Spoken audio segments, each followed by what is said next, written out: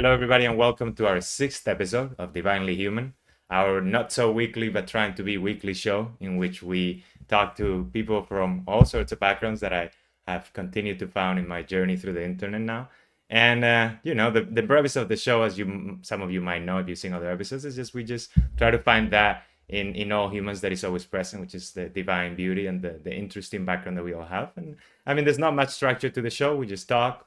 I find things interesting, so I ask about them, and then it flows into some sort of conversation that we're both hopefully enjoying. And tonight we have our beloved guest, PTony, who is a great streamer that I've met through my time now streaming as well. He has a show on Fridays called The Game of Favorites, is that correct? And he's been streaming. He also streams video games and stuff. You guys can see his handle there, PTony. And I mean, I wanna give him an opportunity as well to introduce himself if he wants with a few words, and then I guess we'll just get started with whatever I come up with. Sure. Thank you. Super flattered to be on. It's always flattering when someone says, "I want to interview you." I'm like, "Oh, wow." So that's happened to me twice in my life. It was flattering both times. Yeah. No, my name's PTony, or Peter. I call me Peter if you like. Okay. I respond to both, so it really doesn't matter either way. I do stream just about every day, and I have a game show on Friday nights called Game of Favorites.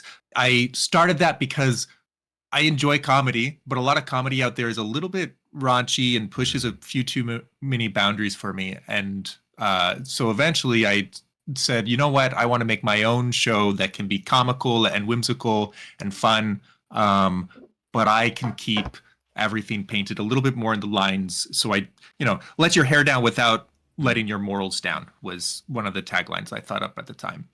So it's been really fun, and it's been a nice community. Nice. I had a wild life. I also spent time studying to be a priest with Legionaries of Christ and discerned out back in 2011, I believe it was. And went around the country, did a brief stint working for the pro-life movement, worked in manufacturing, worked as a bartender, did a missionary year up in Wisconsin. Wow. And then eventually got a bachelor's degree in marketing analytics. And now I'm here. So it's been a ride, and it continues to be a ride. And I'm married to a better streamer than I, Jensela. Or her. Nice. Yeah, she streams not as much as I do, but she streams on Friday mornings and Saturday mornings, and she's delightful. What type of content does she make? She's been playing through Final Fantasy VII, the old version. Awesome. And she also does art streams. She loves to draw. That's lovely. So yeah, a lot of the art that I use now is from her these days. Oh, that's good. Yeah. I like drawing, but I'm not good at it. But there's something so I really like the fact that at least the way I approach it, it's like you almost try, like you finding the shape as you draw, and I always feels when I'm drawing it that it's not working, but then you just keep kind of drawing, you keep making new lines, and it starts to shape up. And I find that such an interesting journey because you kind of you gotta build that confidence in the fact that if you just continue to work in the drawing, it comes to an image, right? And that's like it's kind of almost like an internal fight with the insecurity of thinking of just wanting to just start again, but you continue to kind of polish this drawing, and I think that really teaches you about life a lot. But speaking of Game of Favorites, because it's a show that I haven't had the chance to watch fully, but I want to understand. I've seen some of it, but to be honest, I want to understand a little bit more. What is the premise of the show in terms of why is it called Game of Favorites? What is the mechanism there? Game of Favorites, the name was supposed to be a placeholder. Oh, okay. But then I just never changed it. So and now that's what people know it as. So if you ever think of a better name, let me know and I'll think about it. But I probably won't change it. It's too late. The name is basically referencing the idea that it's a game where we're picking our favorites, and Chad is in charge of that favoritism, if you will. So I bring 4 people into a call that are pre-selected, and I prepare some questions for them, and they all type up answers that are like a sentence long so that we can fit them on screen. And then once they're on screen, they're all anonymous at that point, but chat can vote on which answer is their favorite, basically. Okay, I get it now. Yeah, so it's kind of like Quiplash, sort of, with our own pacing. Or Game of Things is also something I drew a little inspiration from. Okay, I'm not familiar. Which is a bit more niche, but or Apples to Apples, perhaps. But yeah, it's the structure is supposed to be really simple. The structure is built so that chat can be very much in charge of who wins, and then the boundaries of what I want us to talk about, and like what kinds of jokes we do and don't allow ourselves to make, and then the community that has come out of that really is the heart of Game of Favorites. I started as an entertainment show, but I think it's truer to say that the people that love Game of Favorites love it for the people that are in it.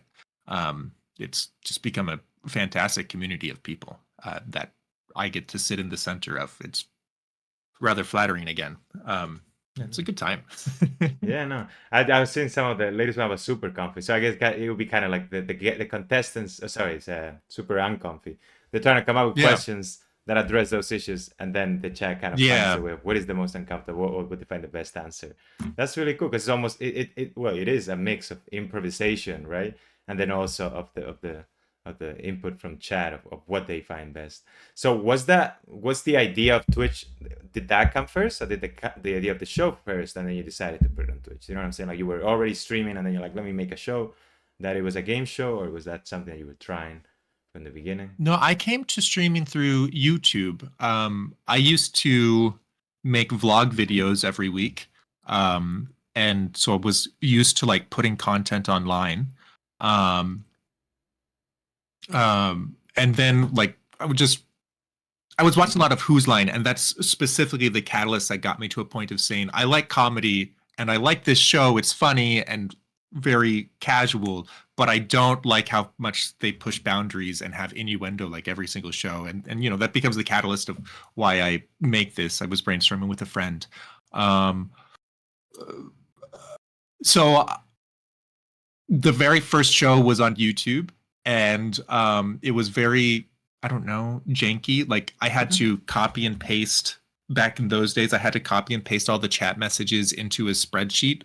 And then I'm fairly handy with Excel and have been for a while. So the spreadsheet was able to like look for votes from a block of text, basically.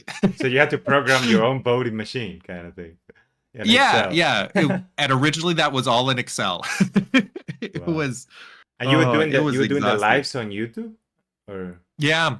So I would stream it live on YouTube, and we would put the answers up on screen. And then I would have chat vote on it, and then I would just copy and paste chat into my spreadsheet. And there was an honor system of, I didn't have a way of making sure somebody didn't vote multiple times, for example. So it was just an honor system of please don't vote multiple times, things like that. We were small enough where that was fine. The problem was that I ended up spending a lot of time doing copy and pasting and like preparing the graphics and things, and all during a live show. So immediately I realized I need to change things. So the next show, I had a techie and taught him how to use my spreadsheet, which was a mess. It was still a mess, but at least, he could deal with it and I could keep talking to chat. But yeah, it was our beta episode, we figured things out. Nice. And then what made you transition to Twitch after that? Or you continued to stream on YouTube at the same time? So as I started streaming on YouTube, I discovered very quickly that it's different to do a live stream than it is to do a recorded video. Okay. The biggest difference I found was like when you record a video, you can put on much more of a persona. It's much more natural to like decide how you want to come across and not be inauthentic, but you are acting a little bit, and you can sustain that for the length of a recording, especially when you can chop out the takes that you don't like. With a live stream, especially if it's a live stream of any length, you are who you are. There's no hiding from it. And that was deeply unsettling to me when I started streaming Game of Favorites. I felt very exposed and nervous and a little bit unprepared for that because I was so used to making videos and didn't anticipate that. Uh, so one of the resolutions that I took early on was just to start doing casual streams of various video games. I remember at the time, this was back before it was just de facto common knowledge that you could stream any video game that you wanted. Like different companies would put out would put out their policy about, are you allowed to stream our game or not? So I would research different games and see if they had said anything about whether you were allowed to stream their games. So I found a list of games that I wanted to try out, and I set up for myself a novena of games. A novena of streams is what I called it, where I streamed every day for 9 days, and I had something different for each days, just to like force myself to jump into the deep end and experience what it was like to stream. And it was fun, learned a lot, grew as a streamer, I hope. And from there, eventually I don't remember how I learned about Twitch. I don't think I knew about Twitch initially. But eventually when I learned about Twitch, I said, maybe I could create a channel and just continue to practice streaming periodically over there. But Game of Favorites was always on YouTube in these days. And then my casual stream was growing on the side. But then one day I had been toying with the idea of moving over to Twitch. But I was still on YouTube, and everyone kind of liked YouTube, and there wasn't a clear reason for anybody to move. To me, I liked the idea of moving because I was monetized on Twitch and I was not monetized on YouTube. So it could be nice for me in that sense. But that wasn't the primary goal of Game of Favorites. And so I wanted to make sure that I wasn't, I wanted my community seemed to prefer staying on YouTube, right? There were some people that were like, Twitch could be better. But it was kind of mixed, and you couldn't really tell, market research and all that can get dicey. But one day at this point, I was no longer using Excel. I used Python scripts to be able to read chat. I had a scraper that could read the URL for a YouTube chat and just scrape out the messages. YouTube doesn't like that, by the way. If you're pulling their messages, they want you to use their API. And so they made some changes to their website that broke my program one day. Which is, fair. Web scrapers in general, you're not supposed to scrape things where the host doesn't want you to. But so that day I was live on YouTube, and my chat scraper was no longer working, which meant that I no longer had a way to count votes. And so thankfully I had already, or maybe providentially, I had already had been experimenting with reading Twitch chat. And so I told everybody in chat, hey, can't count your votes on YouTube right now. We'll continue streaming on YouTube, but to get your votes in, I want you to create a Twitch account if you don't have one yet, and go vote in the chat box over on my Twitch channel.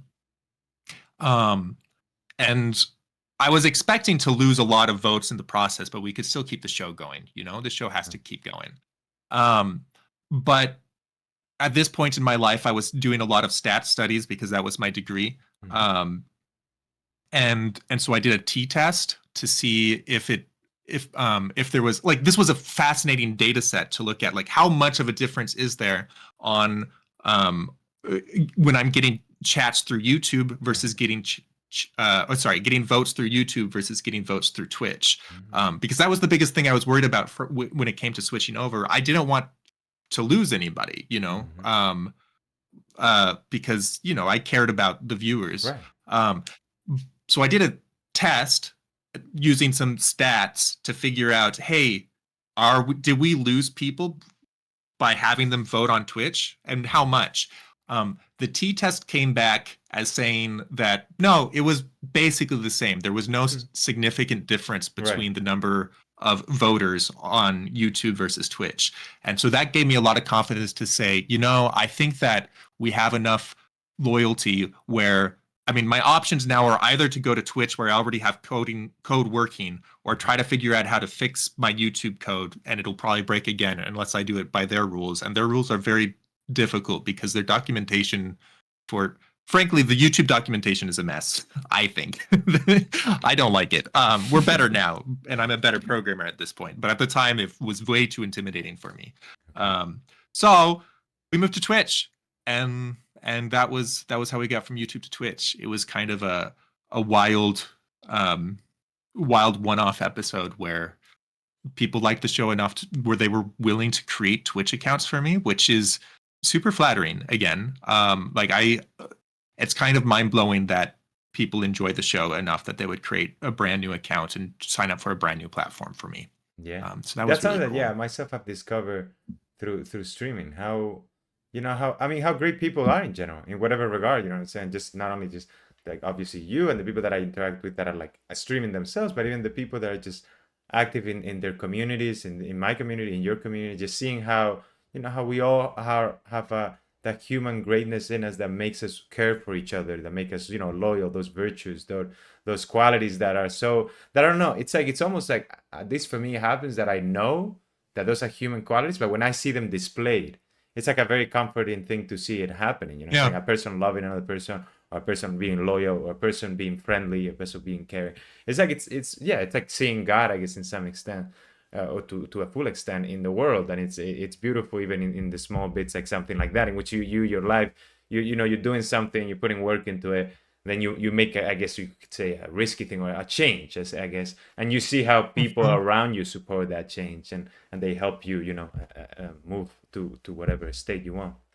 That's really cool. Yeah. Two things I wanted to ask out of this that kind of caught my attention. First of all, so when you started doing the YouTube, right? Was that before, after, or during your degree in, was it marketing you said your degree was, or am I confused? Marketing analytics. I Analytics. always Okay. tack on the analytics because Yeah. otherwise it's not a real degree. I mean, yeah, that makes sense. That's what I was gonna ask, the programming, where it came from. Was that also part of your degree? You already did it from before, but I don't want to ask two questions at the same time. Sort of. Yeah, no, we can get back to programming. I love programming. Mhm. Yeah.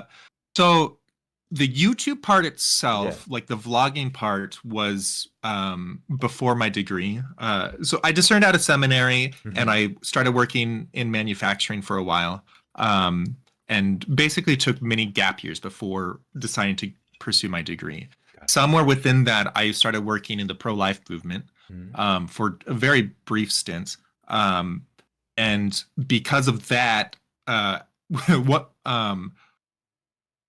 I was supposed to help like rally community and Mhm. especially build up college students in the New Okay. England region. And then there were some internal problems in the company that I worked for, and I got fired because I don't know, was trying to take a stand. Maybe that was prudent, maybe it was not. But I still stand by I believe that this company has some internal management issues. Whatever, Mhm. that's fine. Um, at any rate, part of as I was building up this community, and I went on tour in New England once to help like meet the people that I was going to be working with, and great people in the New England area at the time, and still today, I'm sure. I just don't know who's working there now. Um, uh, I decided to start vlogging as a way of like I wanted the entire New England region to be able to come together and Mhm. support each other in the mission. Right. Because sometimes no matter like working in the pro-life world and in other places, it feels like you're all alone sometimes. Okay. So having a way to bring everybody together Mhm. um uh and like share stories about these different pro-life clubs with each other felt like a good way to do that, or at least worth trying. um but I got fired before that got off the ground. So that being said, the idea was still stuck in my head, and I decided I still wanted to make the vlog, and I just made it for myself instead, and continued on from there. Um, then Game of Favorites, however, Mhm. that was during college. I think sophomore year, maybe. Um, I was, I mean, just part of my rhythm of Right. life included watching Who's Line at the time, and that's when the idea occurred to me. So connected with like the techie that I had was a friend from college. There's two people especially that I asked to be techies, Max and Joseph, and they were both students at the same university as I was. Great guys. Um, so yeah, the Game of Favorites part started during college. Got it. The vlogging part started a few years earlier. in my Okay. gap years. Interesting. And why go with marketing analytics? Was that something that came from the interactions with what you were doing at the pro life people, and then the YouTube and stuff, the idea of communities and things like that, or Yeah, I was smitten with the idea of becoming a full-time YouTuber, that's awesome. which Okay, is okay, hard. right. It's really, really hard. Especially I don't like clickbaity things. Yeah, me I like neither. going deeper than that. Hmm. So it's just hard, but I was still convinced that if I worked at it long enough and was consistent enough that I and continued honing my craft, then Hmm. eventually I would make it as a YouTuber. Hmm. So when I went to get a degree, I decided to get I wanted to get something related to entrepreneurship, and their entrepreneurship is at that university is tied together with marketing. So it was Okay. going to be marketing with an entrepreneurship focus. Um, and in the end, I end up switching tracks fairly quickly because of I forget if I think it was my second semester. Part of their core classes is includes taking a business analytics course, Hmm. which is just stats for business people, and I fell in love with it.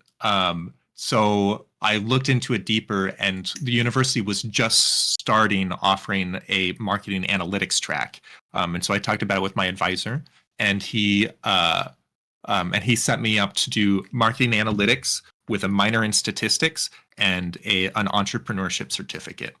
Wow. So I got everything and more from what I started off with, and yeah, it was great. It was great. Yeah, it Great seems little like a degree that I great ended up background doing. for yeah, for YouTube or for Twitch, because you're doing entrepreneurship, you're Mhm. doing statistics, and you're doing marketing. What else is there in YouTube but that, right?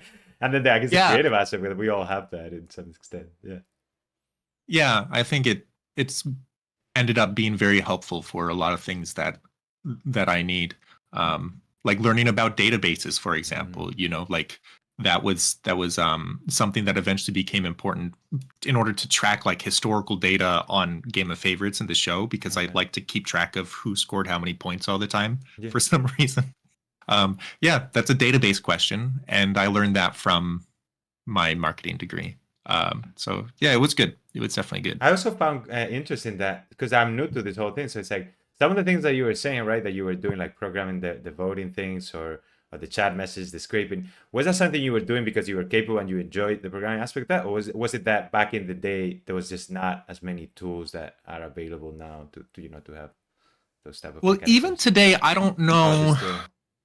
I don't know if I would quite have be able to find the tools that would Oh, do what I okay. would need to do for Game of Favorites because it's niche enough that maybe I could use some duct tape to fix things together. Mm, But so my entire life, I've always liked video games, and early on, one of the things that I thought about doing was becoming a video game developer, which is a oh, very that's cool. difficult field to make it in.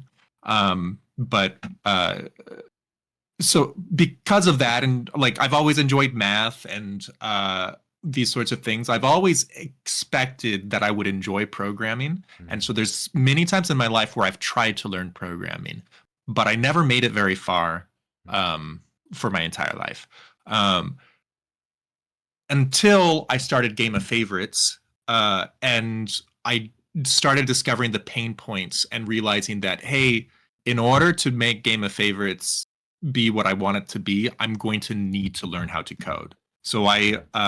like after the first episode, I reworked my Excel workbook at the time and brought in a techie to help manage that. Um, during the show itself. But then I also instantly started working on what would it be like to program something, and so I looked up tutorials on Python. Was the program I chose, and I think that was the right program for my needs at the time. I don't know if it's the best language, but it is my favorite. um, but I learned how to program Python for Game of Favorites. I think that one of the things that really helped me was I had something that only programming could answer, and I was really driven to see that project get finished, which was different than in the past when I was just programmed to see what would Right, happen. right, You right, know, right. like it. suddenly when I would watch a tutorial and the person is talking about appending an item into a list, before I'd be like, all right, Cool. I guess that's important. I don't know why, but now I'm like, oh, and if I could append the votes into the list of everybody that Yes. had voted, and suddenly I have something to cement all these ideas Yeah. into, and things to start using them and putting them into practice. Mm. So it was it helped me a great deal to have that big project. Right, The right. flip side is that it was a tremendously large project to start with. But I mean, what a little white knuckling gets you through sometimes. Yeah, yeah. Can't get through life without a little white knuckling. Yeah, I think Um, speaks a lot to, like, why it's important to love what you do, and also to the fact of what learning, like what the drive force of learning is. Because, for example, in my own journey into programming and stuff, obviously, I mean, I've had the tremendous help of ChatGPT, which really accelerates the mm. learning curve. But beyond that, oh, awesome! Thank you, Father Evan, for the rave. We got here a rave from Father Evan. Welcome, everybody. We're here having a Wow. great Hello, Father and conversation others. with PTony. And yeah, so yeah, we were talking here because Tony was mentioning that is it fine if I call you Tony? Now that I found out it's Peter, I don't know if Tony's fine, That's right? fine. Okay, Tony so is my middle name. It oh, comes great, from my okay, okay. grandpa, so So they're all good. awesome. We were talking about Tony's journey into programming, and he was saying how even though he had been interested in coding, which also I was, like, I started mechanical engineering, but in college I was just like, oh, coding could have been cool, and I learned a bit of Python here and there, and but it was like very similar to what you're saying, and I've heard that from many people, which is like, until you have a project, and that's why they also recommend if you're trying to learn how to code, do a project and then try to figure out how to make the project work, because it really Yeah. changes the perspective of it. Like exactly the example you were giving of you're watching a tutorial, but you're not just watching something and then it's just going into the repository of knowledge. It's just you're looking for something. And not only that, Yeah. when you find something, it discovers a new area that you can apply it to. And that made me think also of how it goes beyond coding, which is like when you love what you do, it goes beyond the drive to do, like the wanting to get it done, and that makes you work and all of that. It's like you learn differently because you're looking for things that click with what you're trying to build. So it makes the whole experience much more enjoyable. So if I think if you apply that to many things in life, even if it's not something like learning or anything, like if you really focus on what you love, but not necessarily in like an isolated way, but you try to connect it with what works, I'm saying, like you try to make a living, or you try to learn a skill, or you're trying to take care of those around you and do the right thing, but you're connected into what you love. It makes all those discoveries of helping other people, of learning and stuff, it all clicks in a different way. Whereas if you feel trapped in what you're doing, then it's much easier to reject any knowledge, to reject any help or anything like that. Hey, how's Yeah. it going, GOT? Yes, you know us both. He woke with. We come together. Yeah. I think I remember in college, there's always, it feels like you're always going to have some classes that you don't care about in Mm-hmm. college or just in life. There's always going to be something you don't care about. That's just part of life. Mm-hmm. But I remember in college that one trick that I would use uh, if I noticed I was struggling with a subject, which Okay. would happen. Mm-hmm. I would step back and ask, well, do I care about this subject? Mm-hmm. And the answer was always no. Yeah, that was the problem. Yeah, but now that I know what the problem is and I've framed Uh-huh. it a little bit differently, then I would take some time to think about, well, can I find a way to care about this Yes, class? that's an awesome Um, framework for sure. yeah, yeah. And sometimes this was my trick. If nothing else Okay. worked, I would say, well, call it market research. So, like, for example, I took a consumer behavior class, and everything that anybody hates about marketing is valid and it belongs to the consumer behavior side of marketing. I'm going to make Ah, enemies saying that, but that's my hot take. Like yeah, anyways. you don't So want to get but into the consumer politics. behavior Uh-huh. is one wing of marketing, Distribution. and it's a wing that I don't have much respect for. The other wing Okay, is analytics. got it. Um, so like all the sorts of things where do we put the snack station in a grocery store to help Mm. make you the most hungry, to help make you impulse buy more? So it's a bit That's what consumer manipulative in behavior. nature. Yeah, they're very okay with that sort of stuff. Ah, And it was driving me crazy. And on top of that, at least this particular consumer behavior class, their stats was very sloppy. which drove me crazy. So like going into class every day, hearing the professors say things about statistics that were just wrong, just factually incorrect. That's not how stats work. And then also talking about different experiments where marketers had tricked people into buying or convinced people into buying more. Right. It drove me crazy. I see. So, but eventually I got to a point where I said, all right, well, there are people that think like this. And at the very least, I can be a fly on the wall that tries to understand a little bit better, like how they think. And, you know, just know what's in there more. And that got me through the class and through the semester. And I don't know. It doesn't give me a great deal of respect for consumer behavior. I think that there are some internal problems. There, if I meet a more altruistic consumer behaviorist, that would be great, and maybe I'll have more respect for that field in marketing. But you know, sometimes just find something. That's the moral of the story. Right. I think. No, and you gotta find fact, something sometimes. I mean, there's two things I derive from that. I think both of them very valuable. One is the fact that even if you cannot get yourself, I guess, to love. I mean, or love is too strong a word, but to find something of beauty or something to care for in something, you can always find the care for the knowledge, for the understanding. So even though at the end of that class you still think, you know, consumer behavior is not something that it's you're not interested, you don't think it's right to an extent, but you understood it better by the fact that you could be that fly in the wall, and that allows you to even like strengthen your position against it, so that you can explain it to maybe somebody that is in consumer behavior because they don't know what they're doing, or somebody who's deciding, or in general for your own life, and be like, well, this is why I think consumer behavior has an internal problem, and that in itself, it's great to have that drive. And then in the fact of finding something to care about, that's so crucial. Like I've seen it. Because on the side, I do some tutoring to kids just to get a little bit of money here and there. Because now, since I'm doing this full time and I don't have a full time job or anything, you know, I cut my expenses very low, so not have to worry about that. But regardless of that, I still want to have a little bit of money on the side. So I do tutoring. Also, I enjoy it very much. I enjoy seeing how like people learn and stuff. But tutoring when you like, that's what I try to do all the time. When I see all these kids, because you know, when they call you to be a tutor for a kid, usually it's because the parents cannot get the kid to study. Because if you study, there's no like it's very hard to find a kid that is like has intellectual challenges, you know, so like he cannot really process. Most of the time it's just people that are not studying, and most of the time in that case, if it's not for an environment issue, like, you know, like has a broken household, something like that, it's because they're not finding interest, and it's because they don't have a reason to care. So it's like the moment and that's what I usually approach when I get to these kids' houses, like trying to like beyond trying to force feed them the subject. It's like I try to align with what they want and be like, okay, how can we make you care about this thing that you don't care at all about, so that you can start to want to do it. And this one that I'm preparing now to do, like what is called the entry exams, I guess. I mean, selectividad. It's like entry exams for college, right, here in Spain.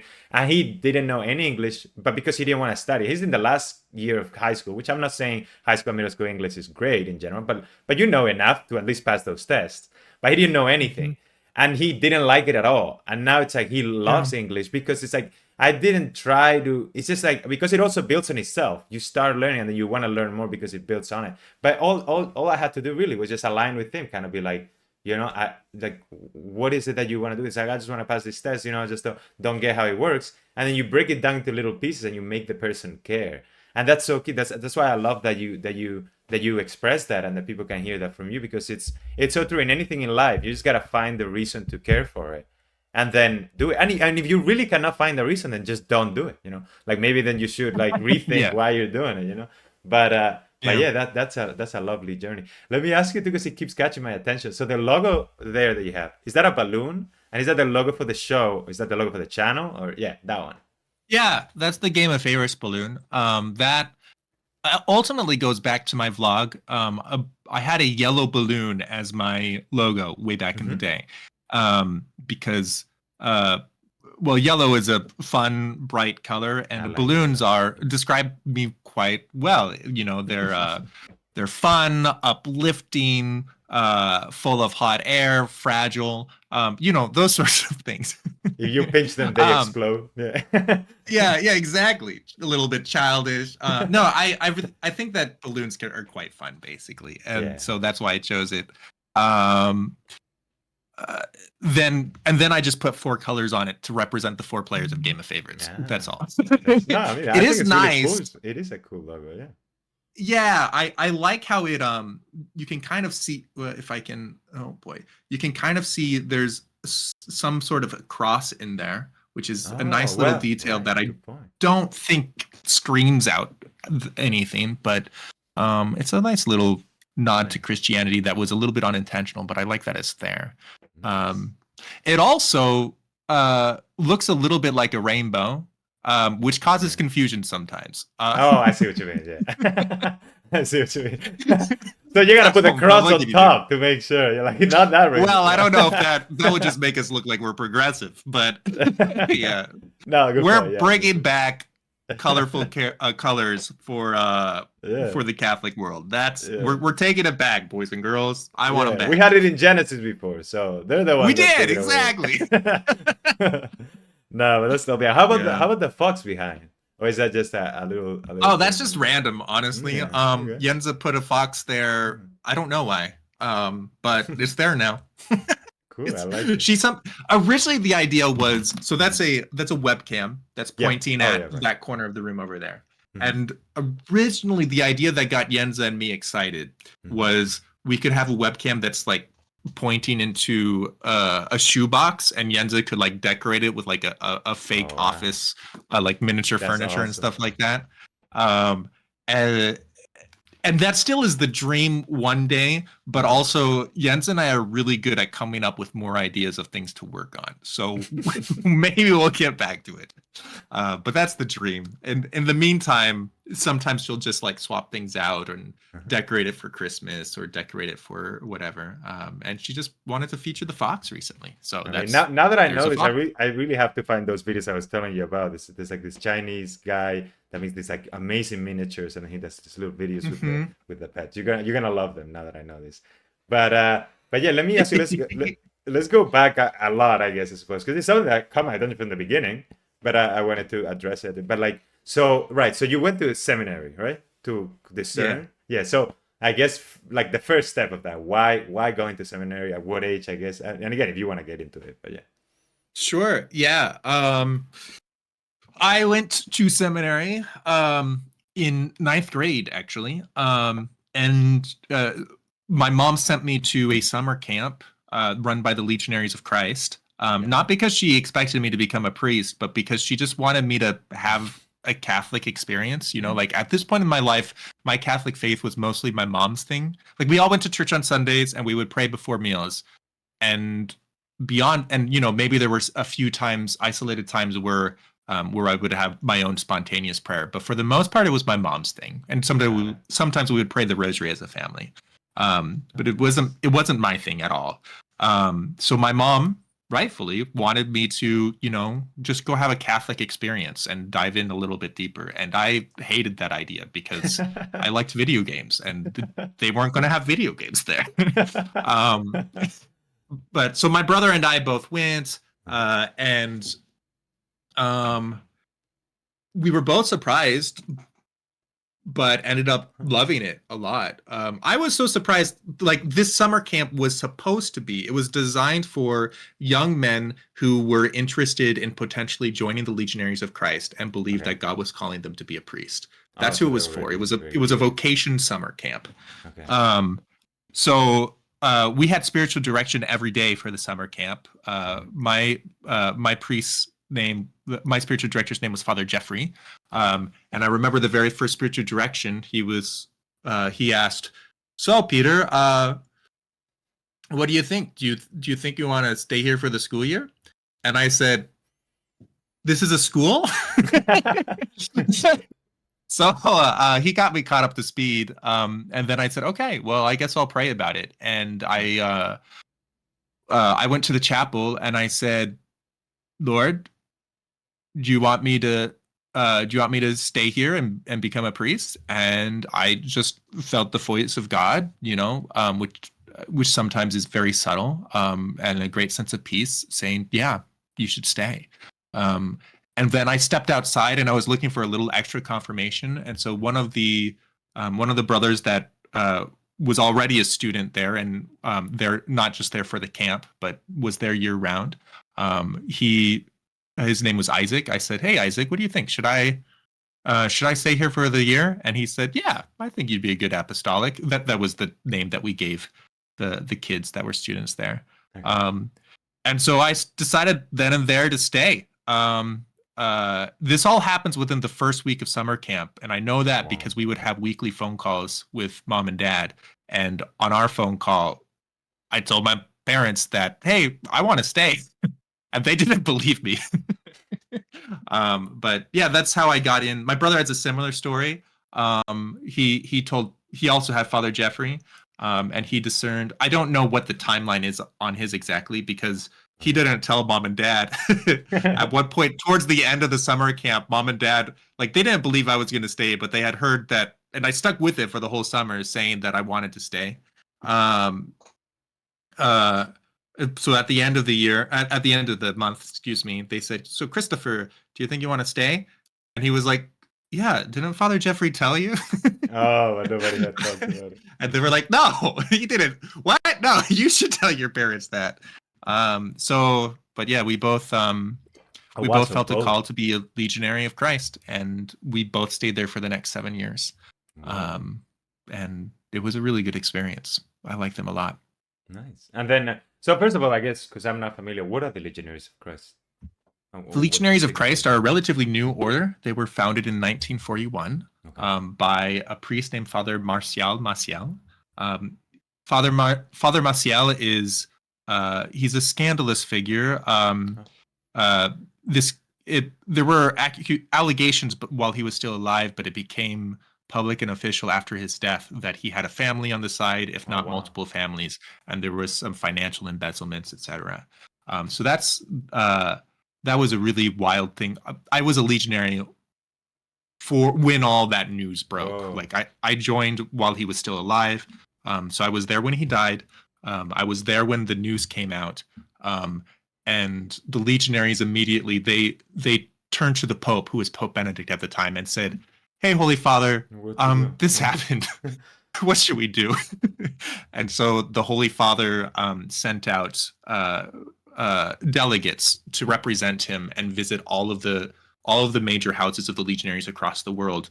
And each of these bishops, all of them were bishops, would meet with all of us legionaries and just talk to us. And after that, they put together a report, and they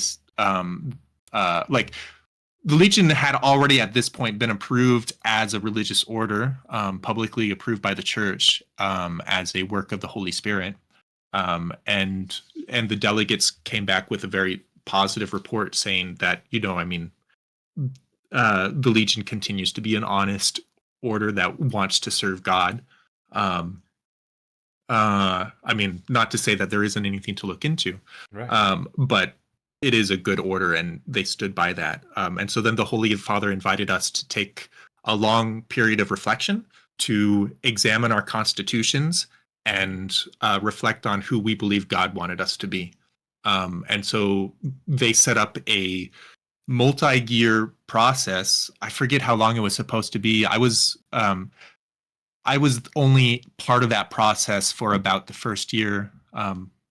Because that was also when I ended up discerning out. But they had a lot of meetings where they would just go through documents of their spirituality and say, do we think this is what the Holy Spirit wants of us? Like, let's look at these numbers and pray about them and talk about them. And all those notes came together and went up to the general director. And then it was a self-reformation process under the guidance of the Holy Father. So it's really, really humbling to be a part of all of that. That sounds especially like because a lot of changes. Yeah. And at the age you were, which were like under 20 or around early 20s or something like that? Yeah. So I suppose or 20 something. Started in 9th grade. Right, so I must have been like 16 or so. Right. So then 20, 24, 23 or something. Father Maciel died when I was a second year novice. So that would have been year 5 for me. Mm-hmm. I think. Right, 21. Or maybe I was a first year novice. I don't remember. I think I was a second year novice. Okay. The scandal came out and the visitation happened when I was a first year humanist, which is the next stage of formation after that. Okay. So that was year 6 for me. and then year 7 was the beginning of their reflection, and also my big year of discernment leaving the Legionaries. Do you want to get a little bit like do you about why you left or how you came to that decision? Sure. Yeah. Yeah. I mean, at the end of the day, it was just I believe God called me out. Oh, okay. Yeah. I mean, it doesn't have to be Yeah. much deeper. It's just God called you in, and Yeah. it was the time. It ran its course. And then he called me out. It was a lot harder leaving No, than right. going in, Makes though. sense. Like, for me, leaving, like, I remember there was a specific talk where that we were having, where the priest was talking about the visitation. And I don't know. There were just some word associations that were in my own personal spirituality that threw me off and made me think God was calling me home. And that, like, not to say that was wasn't exactly home, how right? God was calling me, but that was a catalyst that invited me to start reflecting on it. And I told my spiritual director about it, and he said, "Sure, let's keep praying on this." I think I knew pretty early on at that point that I believe God was calling me out, because that's one of those things that God just puts on your heart, like you can't always go read a book and it'll tell you, you can't like look in the sky and see a sign that makes it clear. Like those sorts of things don't work. I wanted it to work that way. That would have made it so much easier. But for me, it was like, I knew early on, but I didn't trust early on that God was calling me to leave. And so it took me about 15 months to wrestle with that. And eventually I grew to accept that, yeah, this feels weird. And so much of like who I was tied up with being a legionary that like I had to let go of a lot of things for that. But and I didn't want to make the decision myself because I was afraid of like making the wrong decision. So I kept trying to trick my spiritual director into making the decision for me. Kick me out, please. Yeah, but eventually I said, all right, I'll take the leap. I believe when I examine my own heart that God is calling me to leave. And then he said, great. I had public vows at this point, temporary public vows for 3 years. So I still had, like publicly vowed to live as a legionary for the next 3 years of my life. And then Gotcha. after that, I would renew and then renew one more time and then perpetual vows. So in order to be released from those vows, I had to write a letter to my general director and say, dear Father Alvaro, who was the general director at the time, this is where I am. I believe God is calling me out. And I'd like to ask for permission to be released from my vows. And then he wrote back, okay. And so then I left. That's awesome. I mean, that's so to me. I mean, Yeah. something like that, because I haven't experienced it. So that's the beauty of talking to other people that have experienced other things. It's the idea of like, well, two things that stand out to me is that how the church in all its forms has that ability to let the heart kind of find like that time for discernment, those mechanisms, like even the fact that which says like these 3-year vows that then become another vow and then you do the perpetual vows, like the church doesn't want to rush you into any decision like this. It doesn't want to, so you're really thinking about it, you're discerning. And then the other thing that stands out is the idea of discernment, which is something that I still continue to struggle, and I mean I bet many people do, of what it means. What is discerning, right? Like what does it mean? Like it's not like I'm just, and then God answers from the heaven, right? But it's what I love how you put it, because it's like, and I would like for you to elaborate a little bit more. But the idea of like you have it in your heart, but you kind of have to kind of trust in it, right? So could you speak a little bit more of what that entails? Like, is it kind of like when you actually get to the point of confidence to say, okay, this is what I have to do? Is it kind of a recognition of a feeling that was there from the beginning, or is it something that grows into something stronger? And it's like, like what I guess a better question, I guess, or I mean, answer however you want to approach this. But is it kind of two choices and then one becomes stronger, or is it only just one that you kind of continue to reject until you accept? At least from your experience with discernment.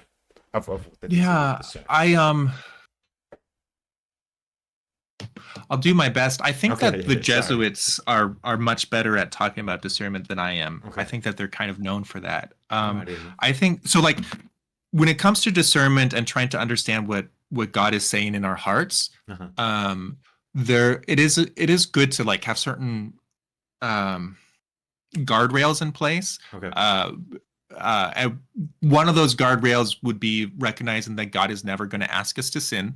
Well, God is never going that's to good. ask us to abandon people that we do owe responsibility to take care of. For example, like he'll never call a father to abandon his children Mm, or anything like right. that. Um, so like those are broad guardrails. I think also I haven't had a spiritual director for a while, but I Right. very much recommend having a spiritual director when you're trying to do discernment. And bring what you believe God might be telling you in your heart to your spiritual director, because oftentimes a spiritual director can just be that third party that Mm, also usually is wise and has experience and can help speak into that a little bit, because our feelings can make the waters a little more murky for right, sure, right, right. as we're just learning and growing in the spiritual life. Um, but then going forward from there, like once those guardrails are in place, then it really is just this simplicity of it doesn't need to be flashy. Hmm. God just talks in our hearts, you know. I contrast these experiences with, like, I also do some light apologetics, Okay. especially talking about, Catholicism versus Protestantism seems to be usually the topics I engage in. But I've also explored, of course, things like agnostic and atheists, and like how do we establish Christianity in the first place. And this sort of experience for me weighs very little in that sort of thought. Okay. Like I tend to look for more robust examples of how God has affected history and our Right. lives. But as far as like God's gentle finger, where He is always present in our day to day, that's something that can be more subtle, and it doesn't need to be a coercive proof that can't be explained by laws of nature, right? So Right. don't require that of God every time that He talks to us, because if we require that, then we might miss Him. And I Mm, certainly do miss Him. That's one of my faults, is I tend to be a skeptic. And I'm always looking for, well, if there's any natural explanation, then I'm going to go default to that. And it makes it hard to see God's finger yeah, it in our does. lives. Um, Yeah. I can share the things that were holding me from trusting that God Okay. was calling me out, as sort of examples of the sorts of things that can get in the way. Mm, okay. Um, uh, I usually, in my own mind, I characterize these under poverty, chastity, and obedience, because that was my life at the time. Um, Hold on, I have to remember, what did I get over? Oh yeah, so poverty. Like, I was studying to be a priest, and the priesthood is a beautiful gift. And anybody who is called to be a priest has received something more valuable than anything else you can receive on this planet, I believe. It's a beautiful vocation. Marriage is also a beautiful vocation. Right. um, the priesthood is just simply more beautiful. Right. So it was really, really hard to let go of that, especially since the last 7 years of my life, I had Right. been reflecting on how beautiful the priesthood was. Mm, Um, I resolved that eventually by taking a step back and remembering that as beautiful as the priesthood is mm, and how precious that is, what's even more beautiful is the giver behind it. God is more beautiful than his mm. gifts. Ah. And if God wants to give me a different gift, I still first and foremost want to chase after God. Mm, Um, nice. Yeah. so that's the vocation of holiness that we all have. Right. The second thing was chastity. And this was a simple one. I had um, imagined up some weird crush on somebody that I knew back home that I hardly knew. She hardly knew me, but I was like, if I do discern out, it would be really cool to go ask her out, and maybe we'll get married. Wouldn't that be great? And so for me, I like that was just present in my mind. And so I wanted to make sure that if I am going to leave the Legionaries of Christ, it's not for her. And it's a Right. good thing it wasn't, because she didn't like me back. It wasn't the way you um, imagined it. yeah, I mean, and to her credit, there were when I left, there were a lot of ways that I had like learned a lot of spiritual lessons and grown a lot and matured a lot um, in matters of faith. But there were a lot of human things that most people experience in like high school that I was completely oblivious to. And so I had a lot of catch up to do in other areas. Right. Makes sense. So that was chastity, and that's a pretty straightforward one. The third one is obedience. Obedience, obedience tends to be the vow that most religious say in the long run is the hardest. Like giving up things, okay, you'll be fine. You get used to it. Giving up relationship, I mean, God provides. If he calls you to this, he will provide. Not to trivialize these things and say they're easy. They are real sacrifices and depend on God's grace. But obedience means every single day giving up your very own will and your very own opinion sometimes. Like there's story I remember there's a story of a novice for some religious order. I don't remember which, but the novice director, the novice instructor told this novice, all right, I want you to sweep up the stairs. And when I say sweep up, I mean up. Start on the bottom stair and go up. What? And he was like, what? All right, obedience, you know? And like everything inside you is screaming, it could be so much faster. But the novice instructor at that point, like, it is true, it would be faster and more efficient to go down. But what's more important is sometimes letting go of your own judgment and recognizing that the authority over me has divine authority over me that God has established. As long as they're not asking me to sin, they can ask me to do something that doesn't feel like the best way to do it. And I still owe obedience. That's a big deal. So detachment from self and how I wanted to do things, I had so much, so much of my self-image at this point in my life was, I believed I was a good person. And how did I know I was a good person? Well, because I was giving everything to be a priest. And that was something that had sunk into how I thought about myself. Right. And that was really hard to let go of.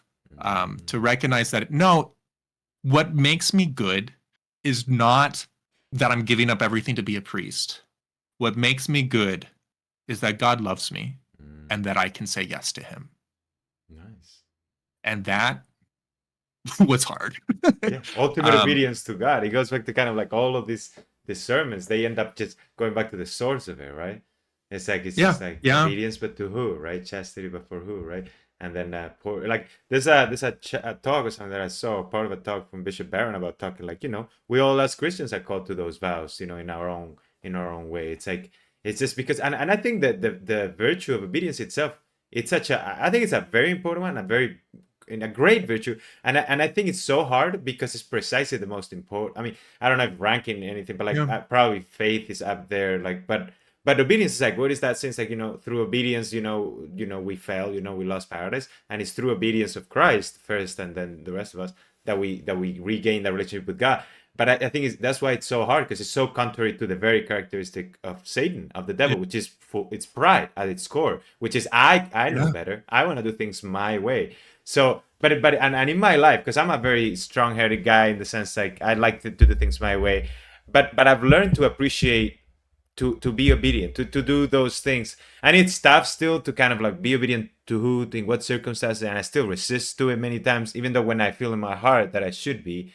Because it's like I just don't want to sweep up the stairs. It doesn't make sense. And I'm smarter than this. I can figure it out. They're probably wrong. They don't know. And then I become condescending in my head. Like, well, but and sometimes I'm even right. But what I found that is like, it's in that obedience, there's so much you gain from it beyond the fact that you can be wrong and that person could be right. Is even if they're wrong, the ability to give that sacrifice for the other person, even because it allows the other person to find that if they're wrong, because you're doing it, and then they're seeing it play out in your will, which allows them to see the sacrifice of another person to play out their will. So it gives them that power, like it puts them in the position of responsibility. So it's kind of this inverse thing that I think is fascinating in general about, I mean, the Catholic Church, because it comes from Christ, which is it inverses everything to give you back the very essence of it. It's like through Yeah. obedience you discover the power of God because you see it play out in another person. You can observe somebody being responsible for you and your actions and guiding you and letting be guided and feel that it's fine.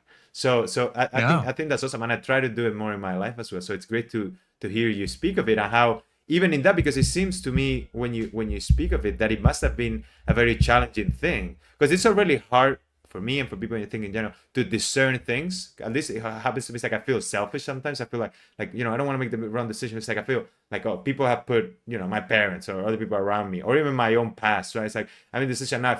I feel responsible. I have to stick through this, right? Like, for example, I went to college. I did engineering, and then I had to stick to it because my people paid for me to go to college, and I got the good grades, and people made sacrifices. And then I get out of college, I changed to finance, and now I'm like, I did all those changes. People made sacrifices again. I made my own sacrifices, and now I'm gonna change it again.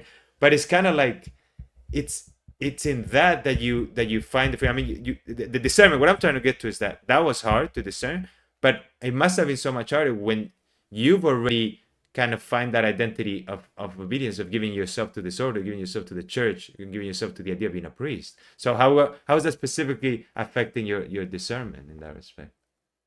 Yeah. No, it's interesting for me. Um, I've ended up in some ways having like the opposite experience, because I remember one time I Okay. was playing soccer, and or football for anybody who's not American. I usually played defense and goalie. That Okay. was my Goalie's strong hard. suits. Yeah, Okay. yeah. Okay. But I was sometimes the person who's not good at soccer is put in Ah, as gotcha, gotcha, goalkeeper, gotcha. Fair, fair, and so fair. I ended up getting a lot of practice, and then I got quite good. If I do Nice. toot my own horn. Um, so I like that. But being a striker, being a forward, or being a midfielder, very Yeah. difficult for me. Yeah.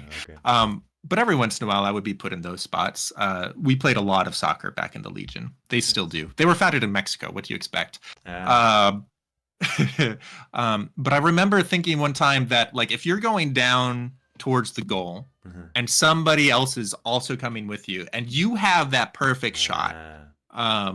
and then they say you should pass, well, you have an option. You can take the choice and take the shot, and maybe you score and maybe you don't. Um, uh, or you can pass and maybe they score, or maybe they don't. And maybe you can even see that you have a better shot, or at least it looks that way from your perspective. Okay.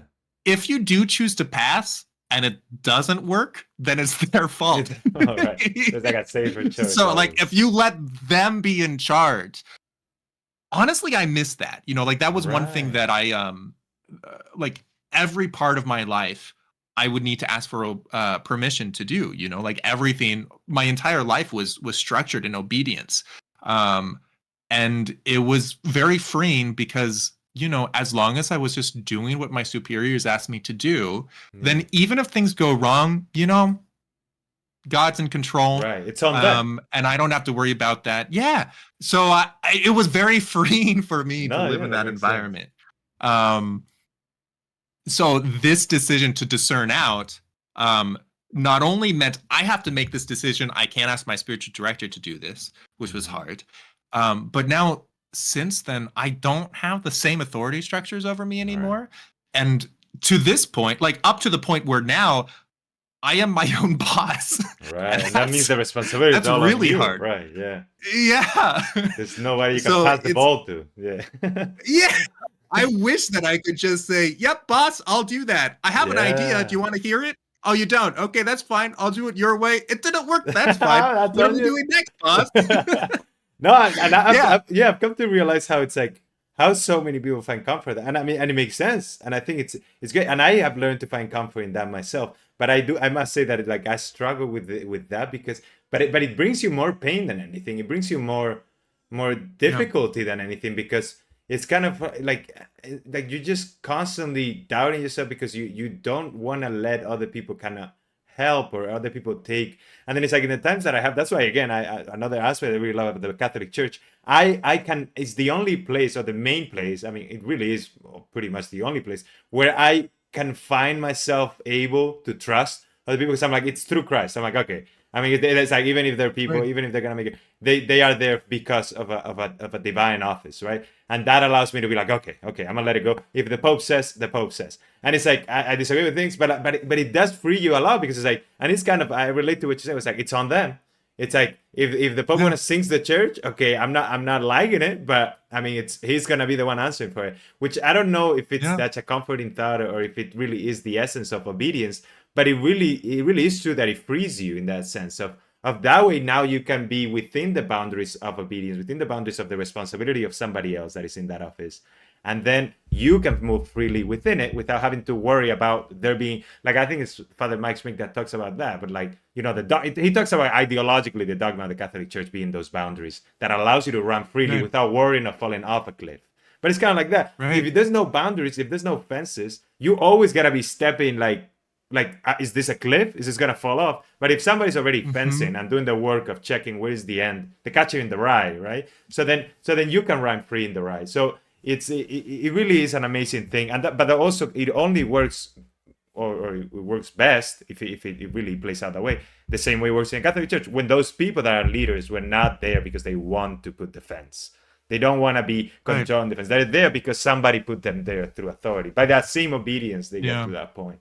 So I think that's awesome to see, and but such an interesting contrast. So now you get out of seminary, right? You've made this discernment that, okay, this is not for me.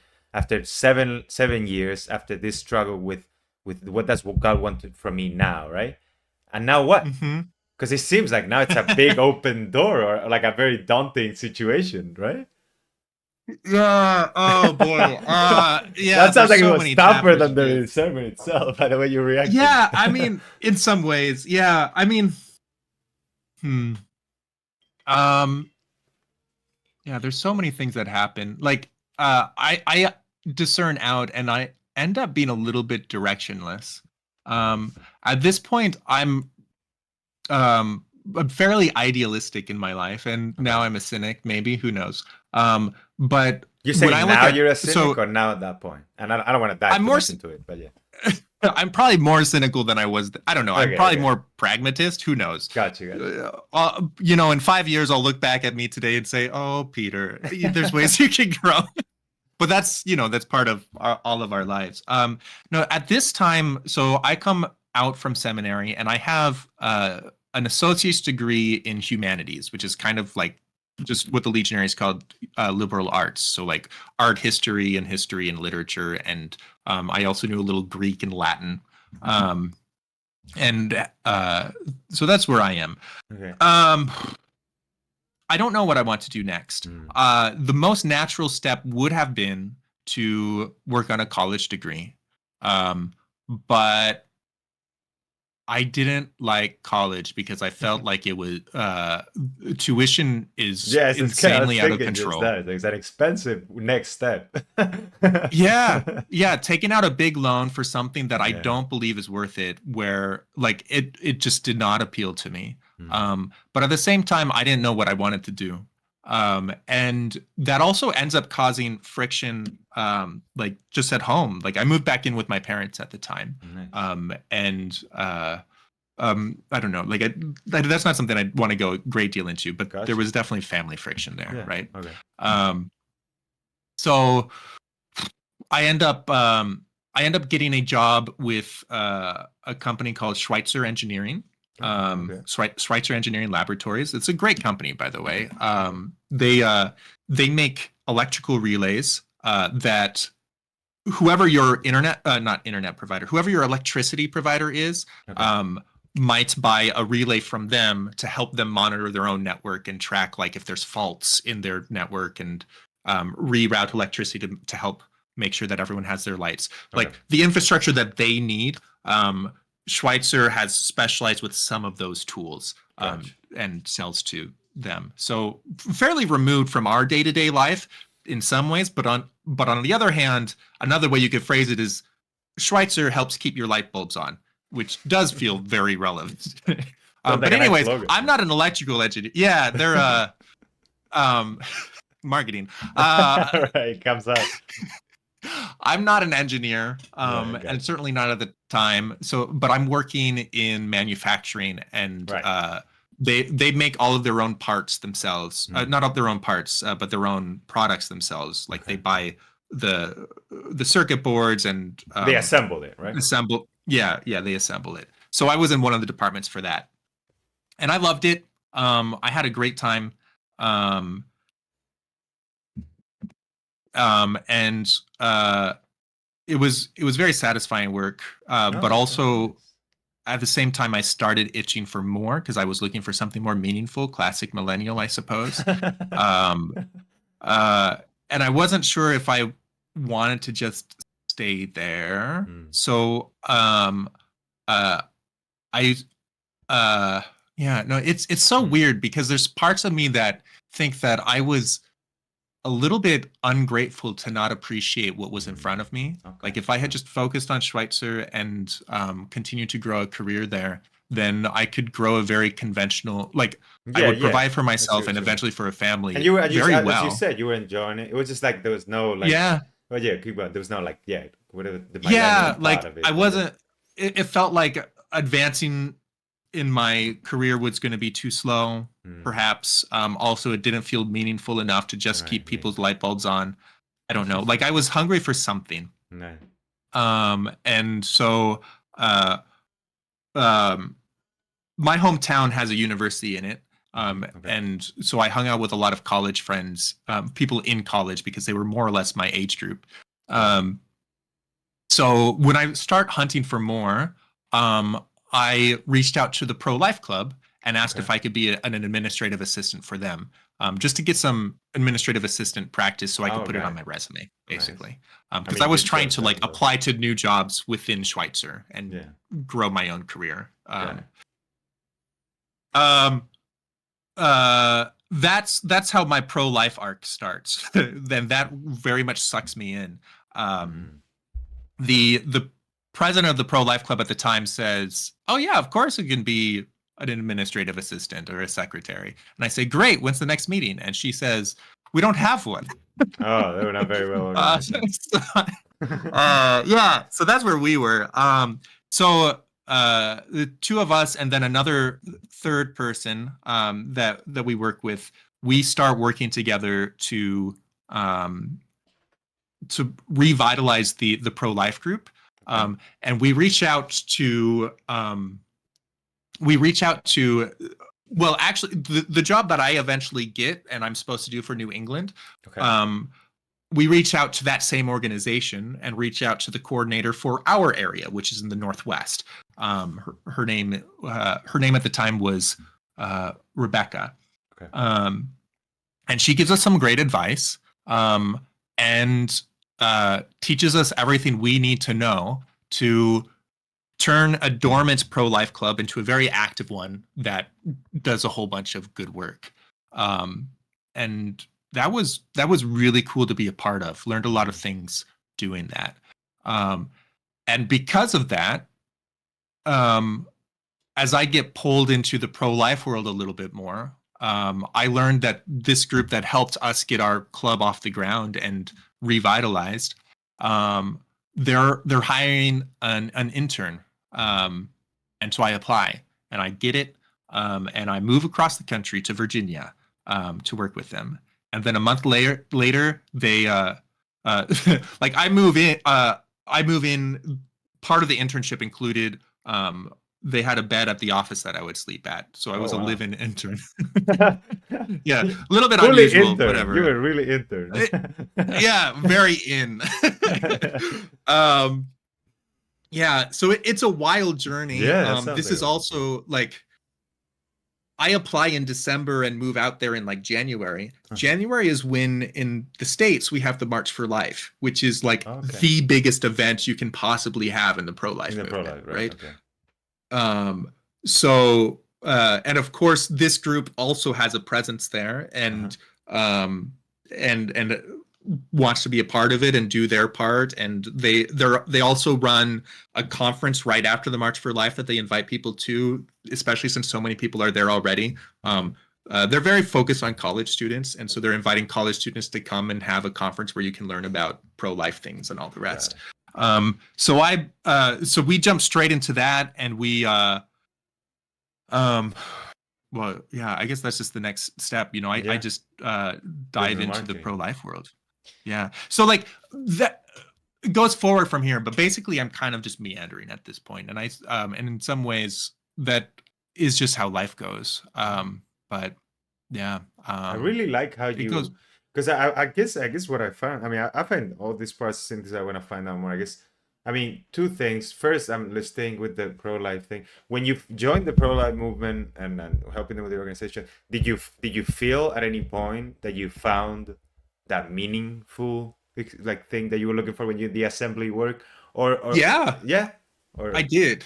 I would say yes. I mean, going around and helping save babies feels very meaningful. Right, but what I mean is obviously that's like when I hear it's like, oh, you're helping them. But was that an actual thing that you saw play out as you were working, or was it more of like a thing that you would tell yourself in the sense like, I work for the pro-life movement, therefore I'm helping you, which you were. But I'm saying, oh, there was something that you saw in actuality, like, oh, I've seen this person. Because I never, like, I heard of the movement. My mother was like a big act. I mean, no, that's definitely an overstatement. But like she liked the pro-life movement, and she went to some of the things that they did here in Spain, and she was always telling us, you guys got to show up to, it's a very important action and whatever. But I've never interacted with a person that has been involved in it, and I always thought that they did a very courageous thing that I think is important, but I've never feel myself like I wanted to get involved. But then again, I also don't, you know what I'm saying? Like, I guess it's like, because there's this thing that I feel like, as I guess as a libertarian too, as well, it's like this very complicated conflict that I have of like, kind of like I would have it with any other regard. It's like the thing that kind of makes it clear for me is the fact that there's an innocent life that needs to be protected, regardless of the will of whoever is in their care, right? But then there's also that fact of how do you, like, beyond this, how do you convince somebody without making them, like, how do you, it's like, what is that action like? And it seems to me when I'm looking at it, and again, I know I'm rambling a bit, but when I look at it from the outside, I'm like, it seems to me like a very conflicting position to be in, to be trying to convince people to do something that in general, like in the general view, is not considered a terrible thing, but it's considered actually a right. And like, was there a lot of conflict with you experiencing, a lot of, rejection, things like that? Was it more? Yeah, so that's I guess what I feel with. Yeah, no, that's a good question. Yeah, for me, what I think I learned the most working in the pro-life movement on that front is that everyone has free will and freedom of thought, and everyone deserves the space to come to their own conclusions. Right. That's what. So part of it. I'm like, okay, sorry. Yeah. So no, you're fine. So one thing that I let go of was that desire to convince people, like in the sense of my goal going into a conversation with somebody who's pro-choice is not to convince them. And that's important to me because what I see is that if that's your goal, you'll just frustrate yourself. Right. Like whatever goal you set up for yourself, it's the problem with that goal is it's entirely out of your power. Like you could be super eloquent, or you could be stumbling over every thought and not be able to string together a coherent sentence. And either way, like how well you're performing, if you will, on that entire spectrum may not matter in terms of what your goal is. If your goal is to convince a person, that the power of whether or not you quote unquote succeed is entirely in that other person's hands. And I think that's where a lot of frustration can come from when it comes to these discussions, and any discussions where we disagree. So I decided to change my goals, and I feel like I'm losing track of, did I get this from someone else? I feel like I probably did. I don't think I came up with this on my own. I would look to like Equal Rights Institute as a great resource for these sorts of things. But I don't remember specifically who got me starting to think about this. I just remember reflecting on it a lot.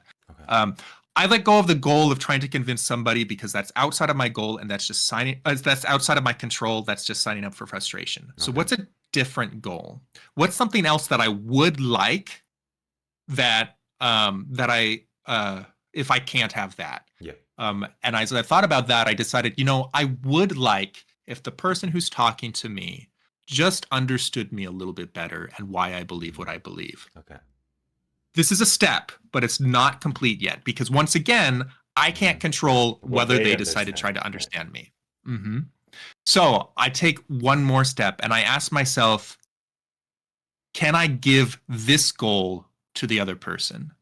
Can I take the step to try to understand why they believe what they believe? Can I try to understand them better? And I found when I started to do that, first of all, now the goal is entirely in my own control. And if they don't want to cooperate, that's fine. I can still do everything to accomplish my goal and learn a little bit about them. And maybe I just learned there's a brick wall here. Okay, fine, whatever.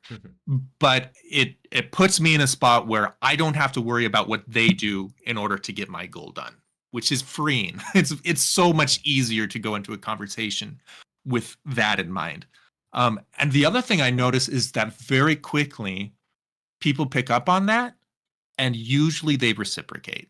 Usually they say, well, thank you. A lot of times they don't, when it comes to the pro-choice position, most people who are pro-choice haven't really thought through it a great deal. That's also true of many people who are pro-life, to be fair. So like being able to walk through like where their thoughts are coming from and where their limits are in an exploratory way, as opposed to a trying to corner them way, is important to me. It can be really interesting and I can learn a lot about them. And as I do that, I find that most people who are pro-choice might not like change their mind in front of me, especially if I'm only talking to them once in my entire life for like 30 minutes at most. They're not going to change in front of me, but they will usually look at me and also try to understand me better. And I might be the first person who they believe is a reasonable pro-lifer. Right. And that might be a game changer. Yeah, exactly. And also, I've learned more about where pro-choice people are coming from and why they believe what they believe and what their values are. So I'm better equipped for my next conversation. I'm better equipped to understand what makes them tick and how to provide for some of these things that they care about in a way that doesn't murder a child, for example. Right. No, because if we can do that, it's huge. This is amazing insight. I think it's, I think that's so valuable because in general in life, but for this topic specifically, and I mean, you really did hit the nail on the head for me specifically because it's kind of like that. It's like I'm like, I have a clear idea of that. I'm like, this is clearly wrong, but it's like, how do you? Because I've had conversations even with Catholics who are not pro-life, and that really shocked me. Whatever, not to try to get, but like the times that I had those conversations, I'm like.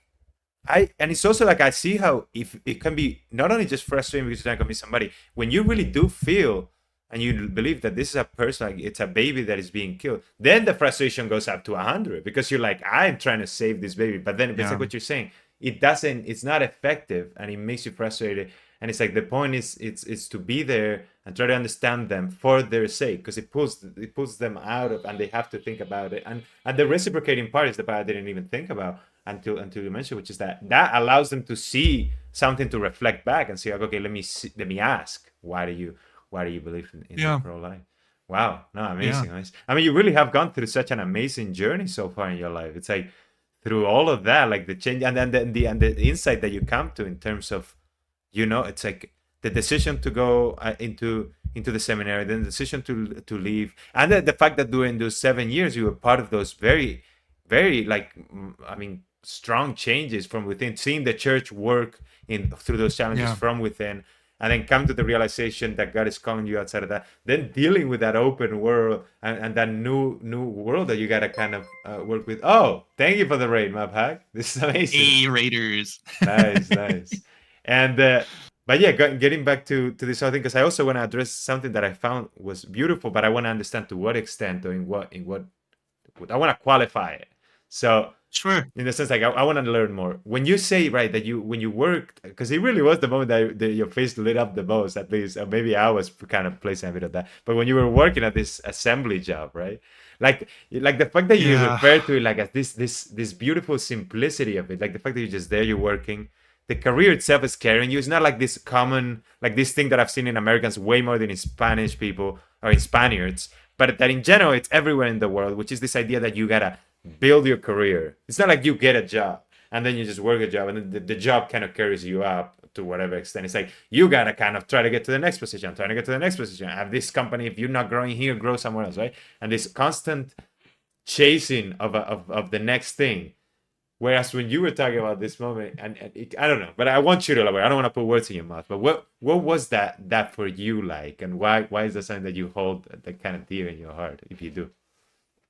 I Yeah, what I've noticed, especially since I've left the Legion, is that one of the tensions that I am constantly wrestling with is um, what is a practical job that will get me an income?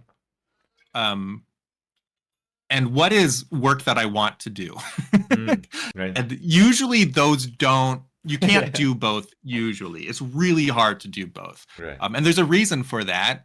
It's because everybody wants to do work that Right. is meaningful or fun, right? So like there's just so many, if this paid the same amount as the work that wasn't as meaningful, then nobody would do that work and they would all flock here, right? So it doesn't work. The economics don't work. So it's supply and demand. So that's always one of the tensions that I mean I continue to wrestle with today. You know, like Game of Favorites is very much on this side of things, and it's not very much on the side of giving me a big income, which is fine, you know. Right. Yeah, so it's a really weird trade-off. I think except for the priesthood, by the way. Hey, if any young men are thinking about the priesthood, that's where you really get both. It's very meaningful work, and the diocese will take care of you, or the religious order. You know, you just gotta work your life, and very meaningful, and you get everything except for a wife and kids. But you know, you do get God, which is kind of a big deal. So consider it. Go to a retreat. But kind of to the point of the assembly, like because I mean, I don't know, maybe I'm reading too much into it. Like beyond the fact that you have a stable pay and stuff at the assembly, like what's there something else that you drew from that type of work, because then it's not like from that you went into Twitch and stuff like that. It's like you went to a different job that was more meaningful in that sense. But at the same time, was there something that you found valuable or beautiful or or something? Because exactly, what do you think would what do you think a job like that in which it doesn't have a meaning or an impact or whatever, but you're just working to get your income and then go home and do the next thing? What do you see something there that is virtuous or valuable? Or I do one thing that the legionaries do, they every legionary starts with 2 years of novitiate, and for a month at the end of each of those years, they do what they call a month of work, where at least I was at the house in Connecticut the first year. The house at Connecticut, for their month of work, they there's a farm that they have a good relationship with close by, and they just volunteer to work there, you know, and they send all the novices to go weeding and to pick apples and to do farm work for a month. And it's exhausting, and it's good work, and it's supposed to teach us, or I suppose them now. I always say us, even though I'm not a legionary anymore. But it teaches a good deal about the beauty of just work. You know, like this is most people throughout the history of humanity since Adam have just worked the land. You know, they've just worked from the beginning of the day to the end. Career, you know, worked. You just work and you take care of the responsibilities under you. You know, your responsibility. There is a profound beauty in that, where you don't have to always be taking the next step. Now, if you grow in your career and if you grow more responsibilities, that doesn't have to be at odds from it at all. But sometimes being so focused on getting promoted and getting a bigger income, I think can cut away from just the simple beauty of recognizing that I can clock in, do my time, work, which is beautiful in and of itself, and then clock out and then live my life, you know. And there is a simple beauty there. So that's part of what my experience at Schweitzer was.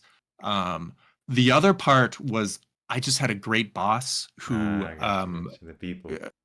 yeah, I had a great boss and a great line lead who was under him, that gave me a lot of projects that I enjoyed. Like they would um Schweitzer talks about process improvements, which like every company is trying to improve, right? So in manufacturing, like trying to make things better. I worked in a department called parts prep, where we would get parts from the warehouse and then prepare those parts so that people on the assembly line could put it into circuit boards, basically. Which meant that we had to make sure that we had a good inventory of any parts that they might need.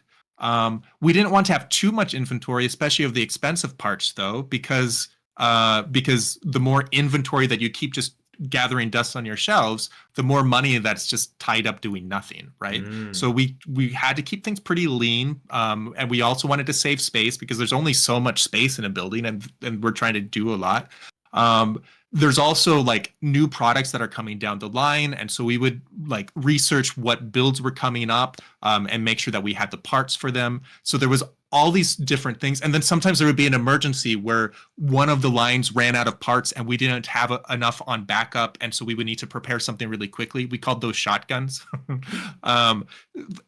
Because the image was that it's like somebody has a shotgun to your back saying, "Get these parts now." I'm going. So it was all these different things and trying to foresee and make sure, like, just setting up people so that they had everything they need. I enjoyed all of that. And then also when all of that is in good order, like trying to get everything running as smoothly as possible and foreseeing as much as you can. And then after that, looking for ways that you can just make things in general more efficient. And like, what's a way that we could simplify this process to make things easier and save, like 5 seconds per time we do it, but we do it 100 times a day, like that sort of thing adds up very quickly.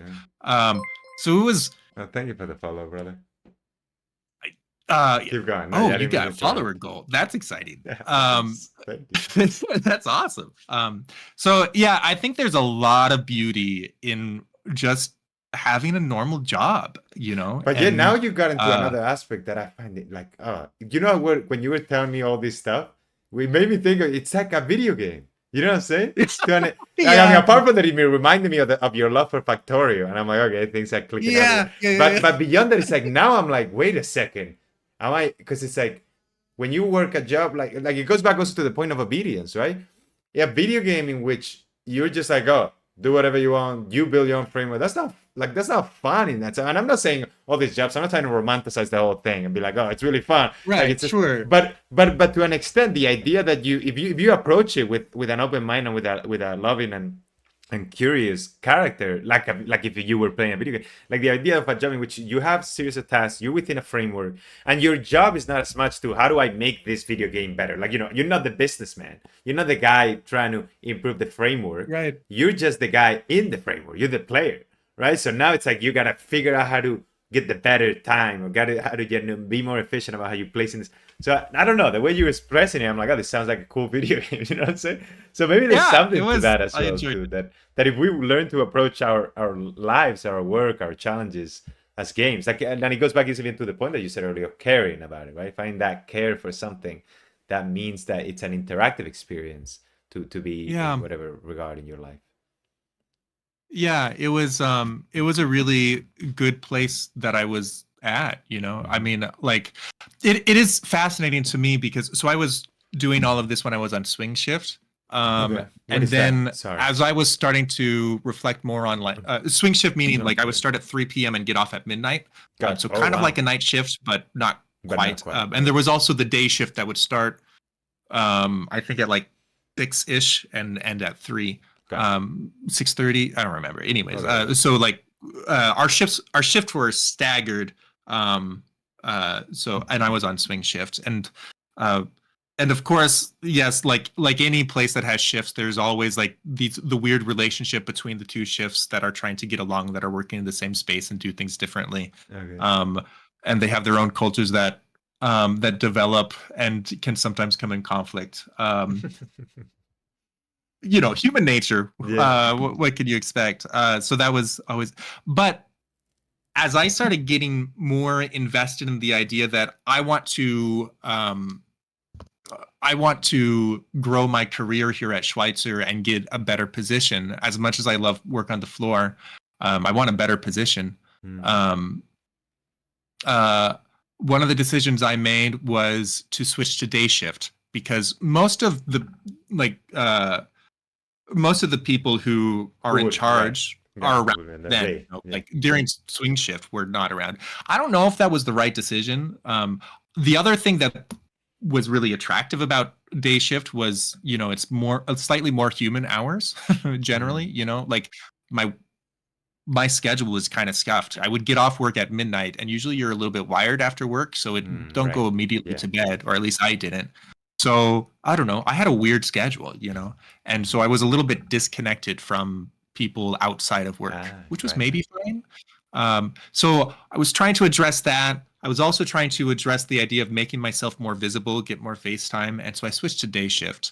And it was a very bittersweet transfer as I was going into it because I loved my boss, I loved my line lead. They cared a lot about me and they saw a lot of potential in me and didn't want to lose me.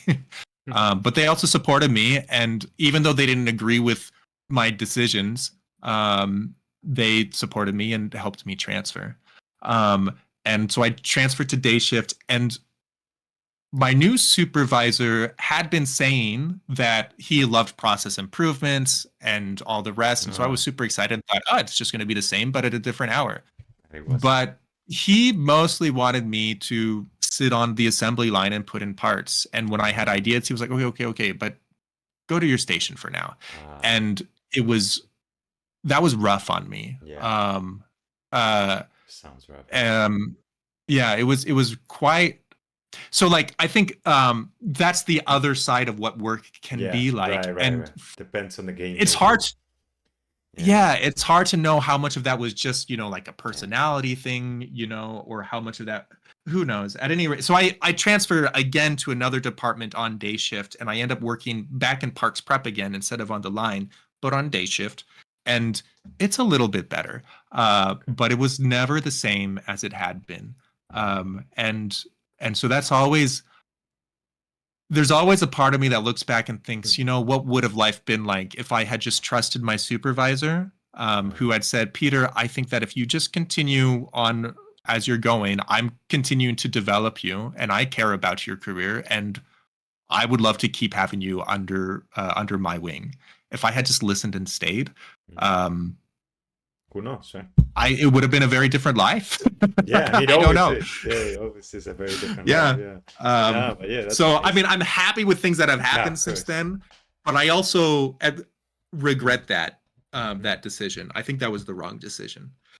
Yeah, we live and we learn. If you have a good boss, stick with your boss. That's what I believe. A good boss is such a life changer in my mind. If you can connect with your boss, then even though like you might like be a little bit ambitious to go somewhere else, I recommend let go of that ambition and just work a place where, as long as you're like responsibly providing for your responsibilities, as long as you're able to provide for your responsibilities. If you need to change your income, okay, that's a different story. But if you can stay under a boss that you like and that is pouring into you in a way like that, and that you can support as his or her employee, man, don't throw away a good thing.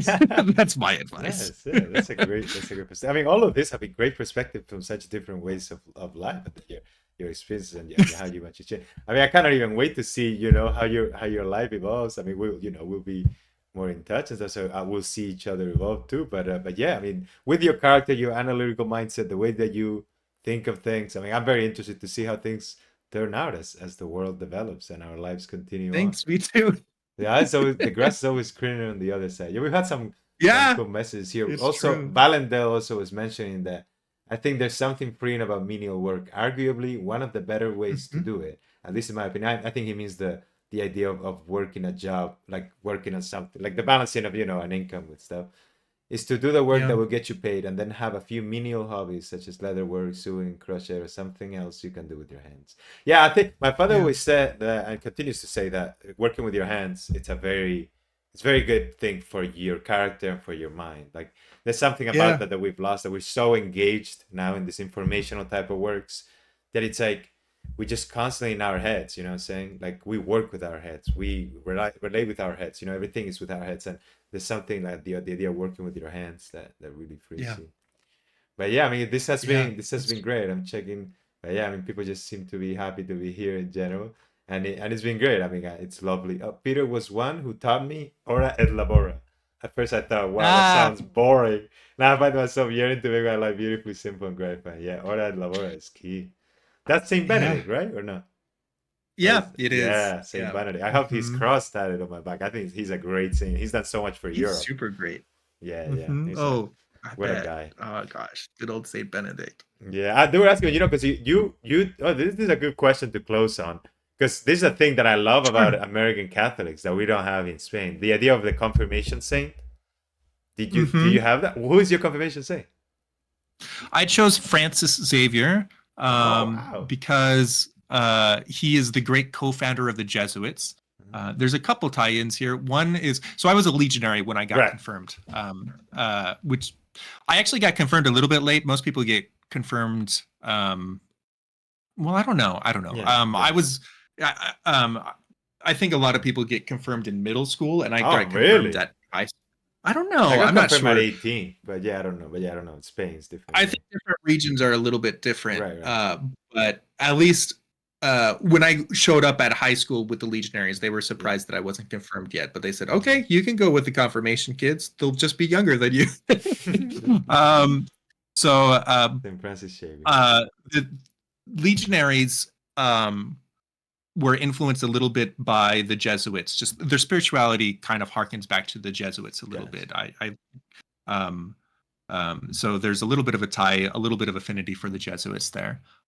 Also, Francis Xavier was one of the great co-founders of the Jesuits, Okay. and especially when I was a legionary starting off, like there was a lot of emphasis on how we were all co-founders of the Legion. Like we took tremendous pride in that, um, and so I chose Francis Xavier on that front.